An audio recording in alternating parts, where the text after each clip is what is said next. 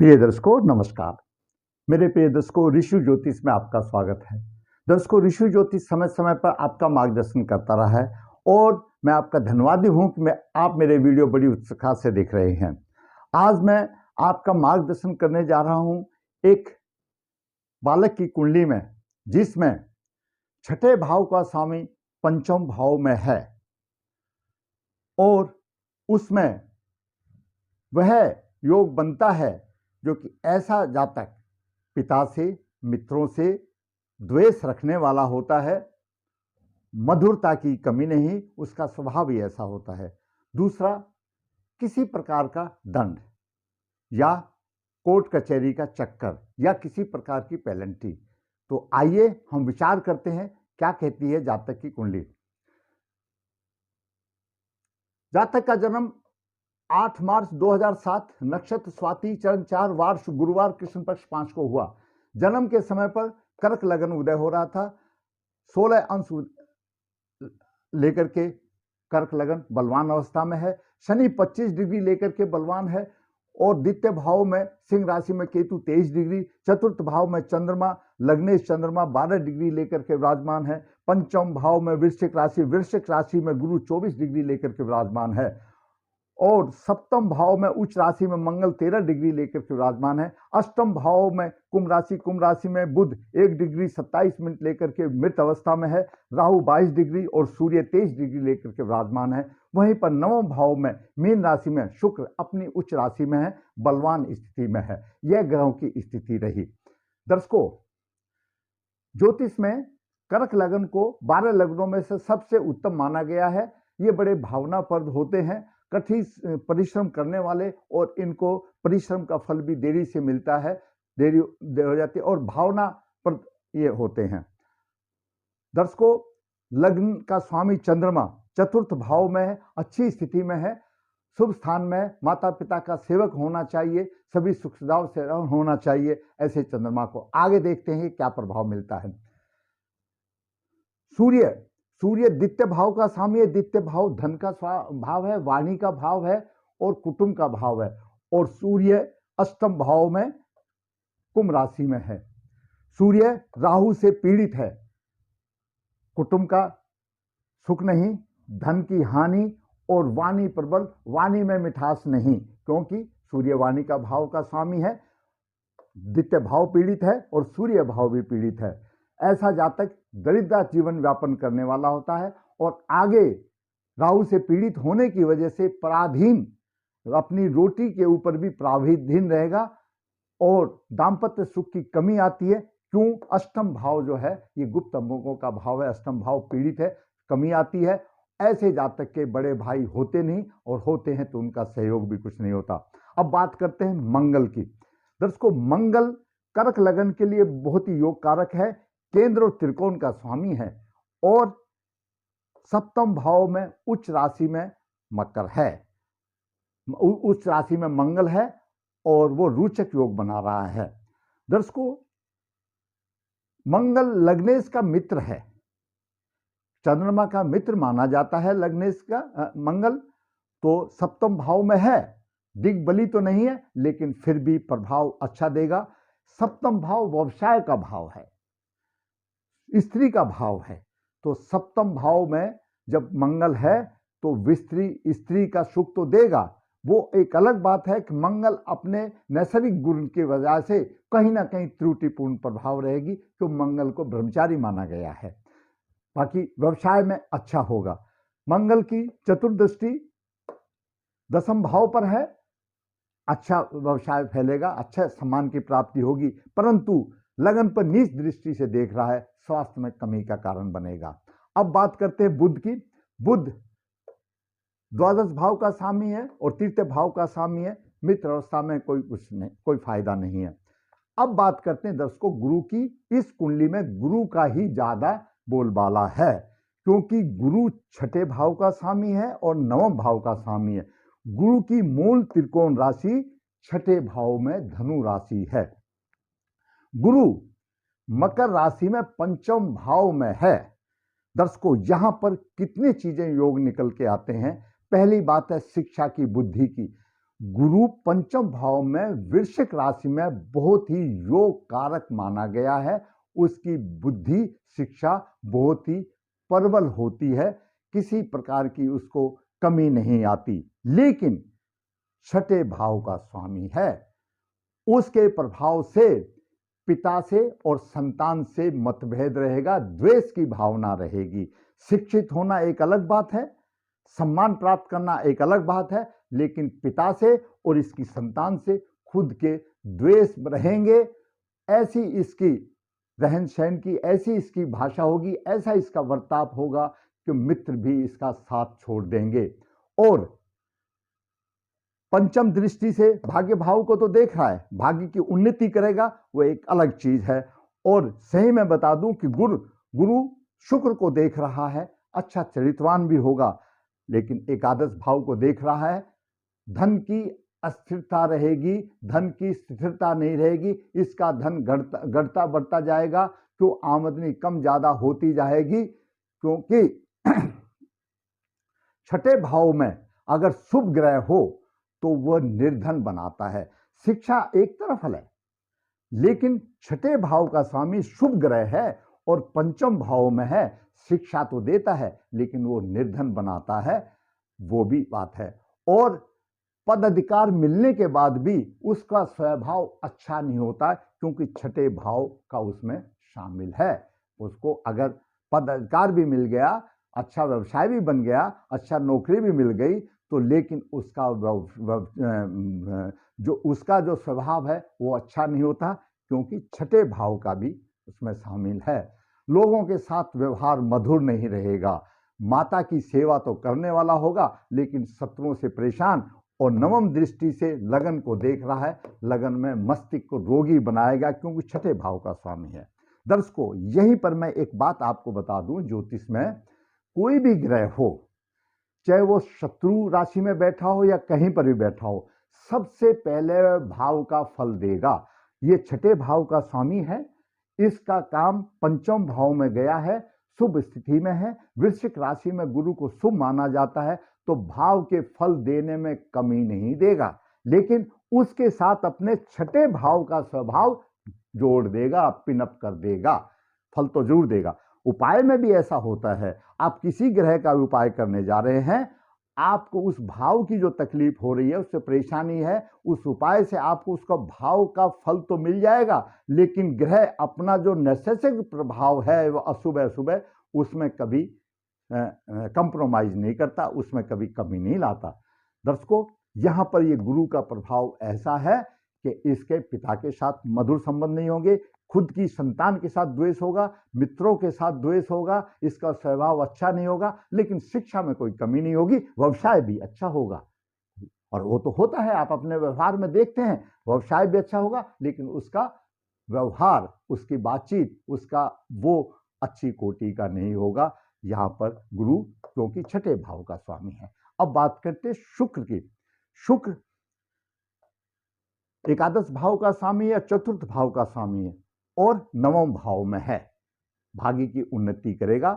तो ऐसे लोगों की भाग्य की उन्नति होती है, उसमें कोई सोचने की बात नहीं है। और गुरु देख रहा है, गुरु कितना भी किसी के लिए कितना भी खराब हो, लेकिन अगर गुरु जहां देख रहा है उसको चरित्रवान बनाने की कोशिश करेगा, उसमें कोई दो राय नहीं है।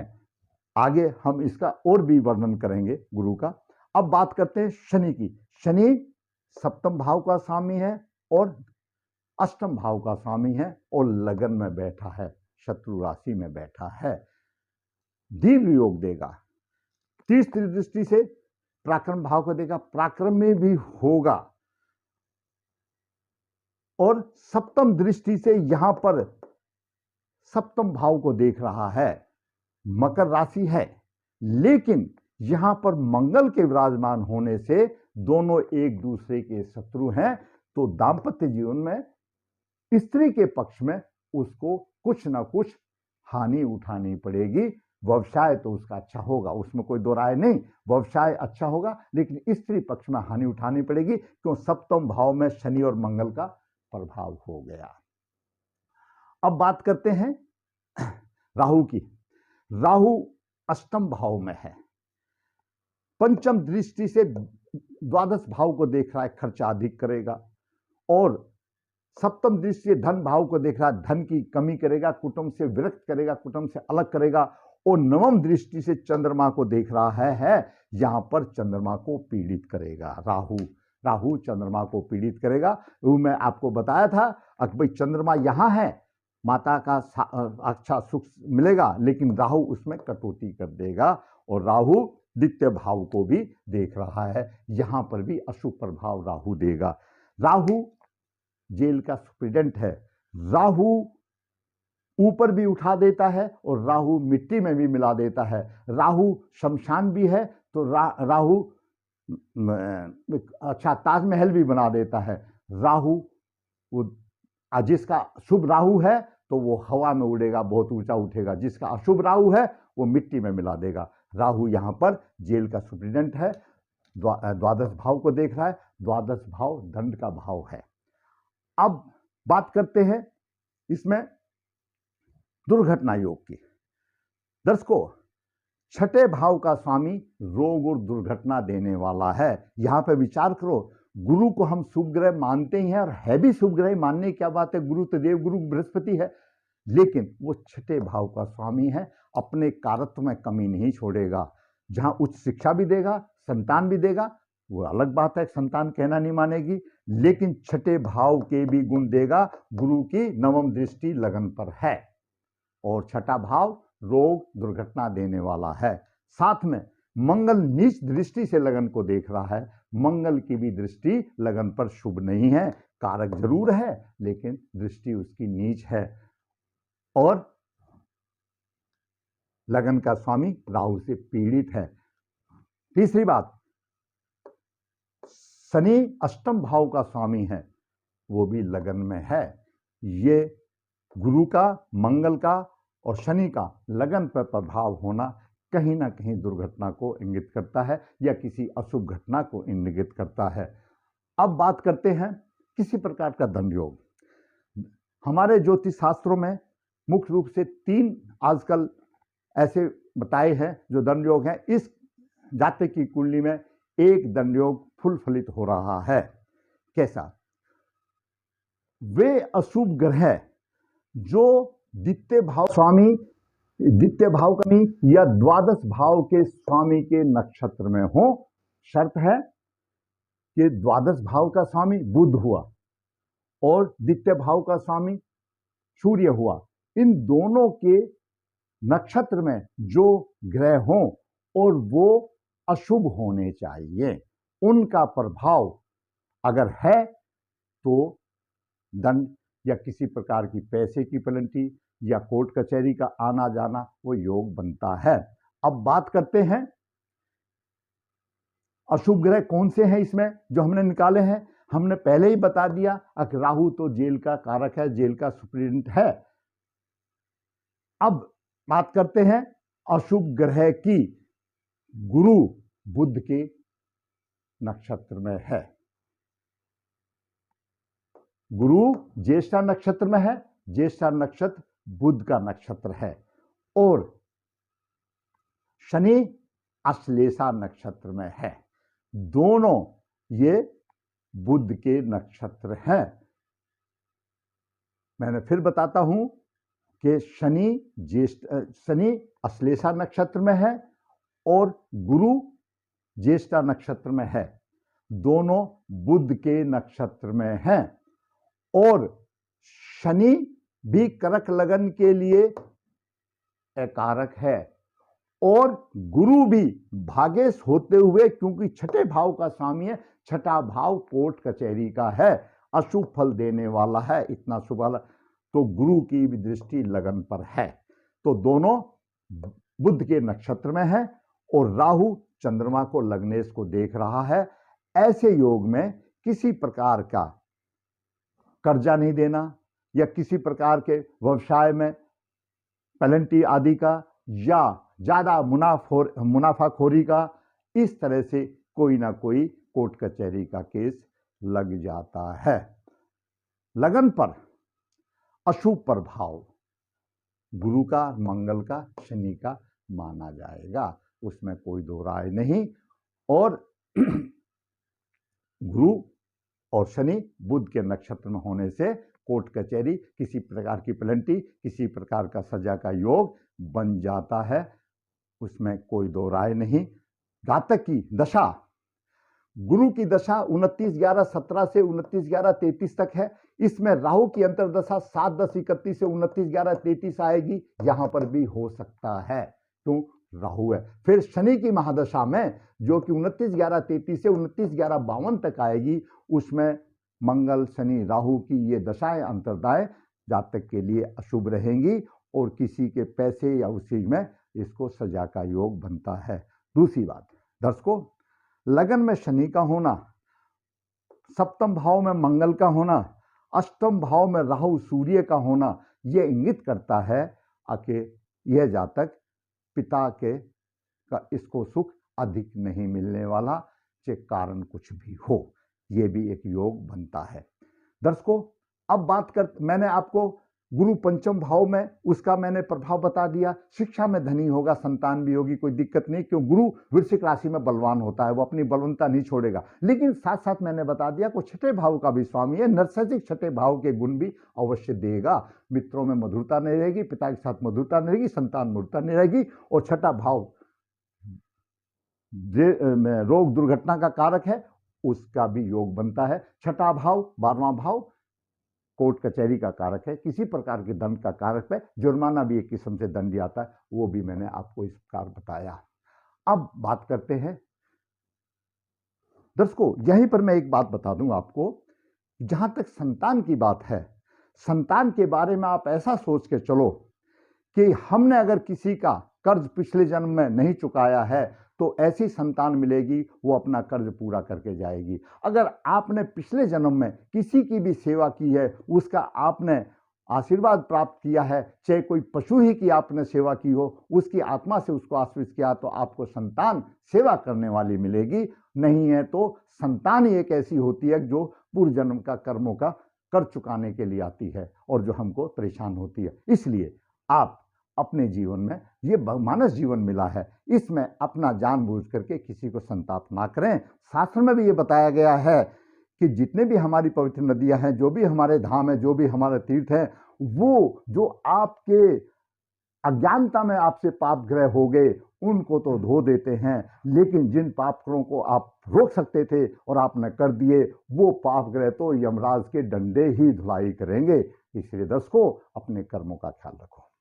आज मैंने इस जातक की कुंडली का विचार किया। बात करते हैं दोस्त की, प्रबल पितृदोष है, सूर्य राहु पीड़ित है, बालक की आत्मा पीड़ित है, पिता के सुख में कमी आती है, शनि मंगल का विषयोग है, दाम्पत्य जीवन में दिक्कत आती है, दोष निवारण करना चाहिए इस तरह से। और जातक को चंद्रमा का रत्न धारण करना चाहिए और हो सके तो पहले दोष निवारण करके उसके बाद अर्क विवाह करे, फिर शादी करे तो अच्छा होगा। दर्शकों, फिर कहता हूँ, विदिशु ज्योतिष नर्मदा जी के तट पर है, नर्मदेहर, यहाँ पर काल सब दोष पितृदोष पूजाएं की जाती है। जो इच्छुक है करा सकता है। ऋषि ज्योतिष हाथ से पत्रिका लिखता है, पूरे जीवन का सार निचोड़ दिया जाता है, जो इच्छुक है लिखवा सकता है। ऋषि ज्योतिष कन्या भाव के गुलमलाल व्हाट्सएप द्वारा भेज कर रहा कि आसान करता है, जिसकी इच्छा हो कर सकता है। फिर कहूँगा दर्शकों, मैंने इस छोटे से वीडियो में आपका मार्गदर्शन करने की कोशिश की। अगर आप समझते हैं आपका मार्गदर्शन हुआ है तो मैं आपसे जरूर ये आग्रह करूंगा कि मेरा वीडियो आप लाइक करें, मेरा वीडियो शेयर करें। जिसने मेरा चैनल सब्सक्राइब किया, सब्सक्राइब करें। यही उम्मीद मेरे को आपसे होती है। धन्यवाद।